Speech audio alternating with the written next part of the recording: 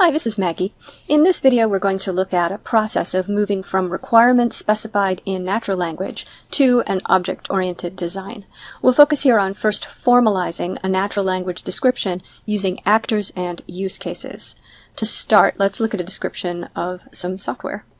Imagine that somebody has asked us to design and build software to manage an online auction. This is a description of how only a part of the software should function in order to keep the size of this example manageable. The auction software will allow users to create accounts. From an account, a user can list items for auction. An auction listing consists of the item name, description, minimum starting bid, time listed, and duration. A listing expires once duration time has passed since the time listed, and a listing is active until it expires. A user can view all active listings. From an account, a user can place a bid on an active listing. A bid consists of an amount, the listing being bid on, and the account placing the bid. We will want to separate this description into system responsibilities and actors outside of the system interacting with it. The first question that we will answer is, what actors exist outside of this system?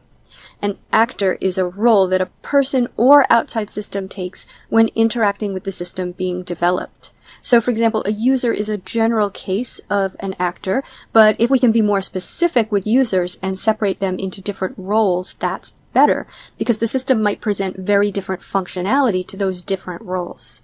And actors are not only human users. Other outside systems can have roles. For example, a web script might be an actor interacting with a server-side database requesting queries. Now, this might be a little subtle, but we should read through the description and look for roles that are interacting with the system.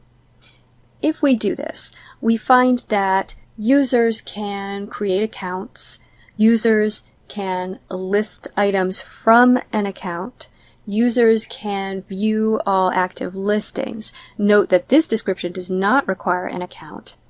And users can place bids on an active listing from an account.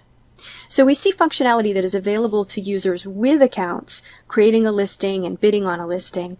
And we can see functionality that is available to users whether they have an account or not, viewing all active listings. That is at least 2 roles and possibly 3, user and account holder, or user, listing, author, and bidder. Understanding requirements and designing a system require patience. So we might take one approach, for example the 2-actor approach, and work with it a bit to see if it helps us make sense of the system. If it doesn't, then we might back up and try the 3-actor approach, or we might realize we have missed something important in the specifications and perhaps find that we need to distinguish the actors in different ways. What we want to do now is list the system behaviors that each actor will require to accomplish work or make a change to the state of the system. So now we're looking at the system and how each actor is interacting with it. We'll use our 2 actors. Our first actor, account holder, can list an item for auction. Note that there is an implicit account here that isn't described in detail. The account holder must be doing so from an account, and presumably they created and logged into this account. We will consider that functionality outside the scope of this discussion, but that is an important distinction between our account holder and our ordinary user. Our account holder can also view active listings because any user can view active listings, and our account holder can place a bid on a listing. An ordinary user can view active listings and nothing else. We will take this system functionality that we've identified and it will become our working set of use cases. Once again, understanding requirements and designing software takes patience, and we will most likely revise this set of use cases, but this is our working set for now, and we'll continue the process and see where it leads.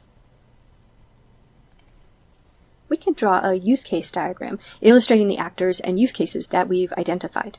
A use case diagram is a UML diagram that shows the system as a box, with the use cases as ovals within the box.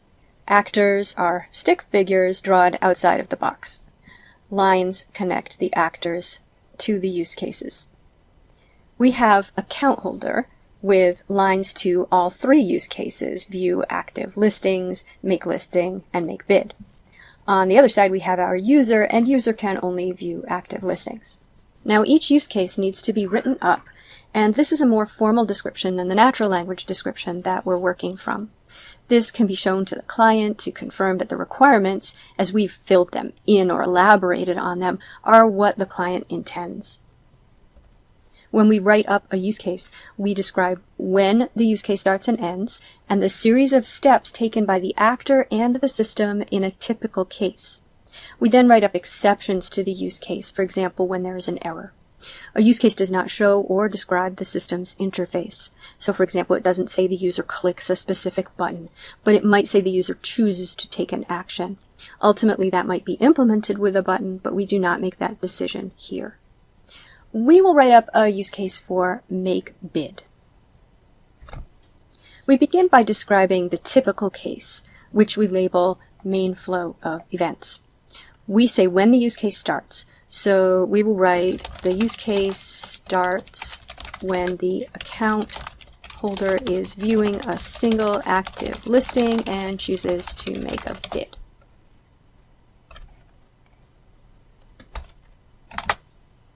We then describe the user actions and system responses.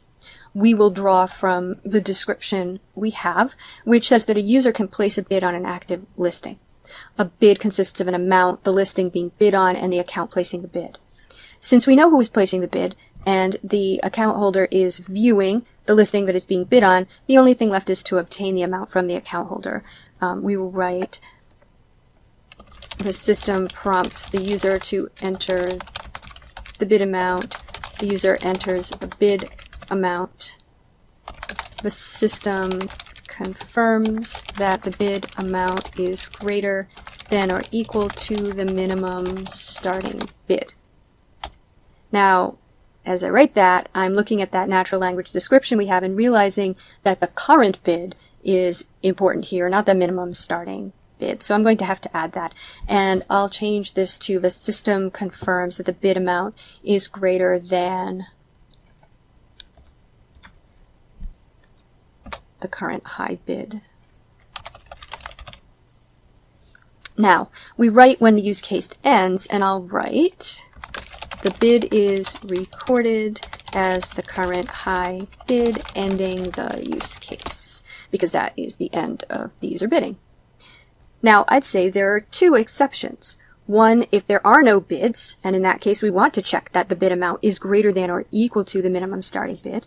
The other is that the account holder's bid might not be higher than the current high bid or the minimum starting bid if there were no bids, and so the system will reject the bid. Let's keep this simple and force the account holder to start over from scratch if their bid is too low. So I'll write that the bid is rejected, ending the use case. Okay, I've added those in. Notice I label them exceptional flow of events. So, in formalizing the requirements for a system, we would look at the complete description of the system, arrive at a set of actors for the complete system, and then write use cases for every interaction between each actor and the system. In this process, we might find overlap, and use cases can use other use cases in the same way that functions call other functions. So we don't have to repeat a series of steps that are common to more than one use case. We can put them in their own use case and have the other use cases essentially call the use case, describing the steps they have in common.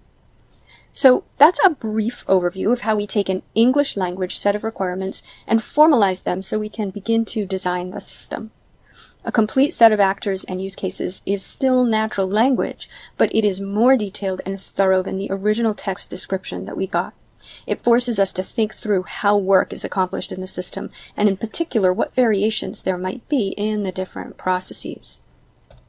To practice with this, try writing out descriptions for the other two use cases, view active listings and make listing. Look at systems you're familiar with or programming projects you've worked on in the past and identify actors and use cases and write up some of the use cases. Once you can identify actors and use cases for a few different systems, you're ready to move on.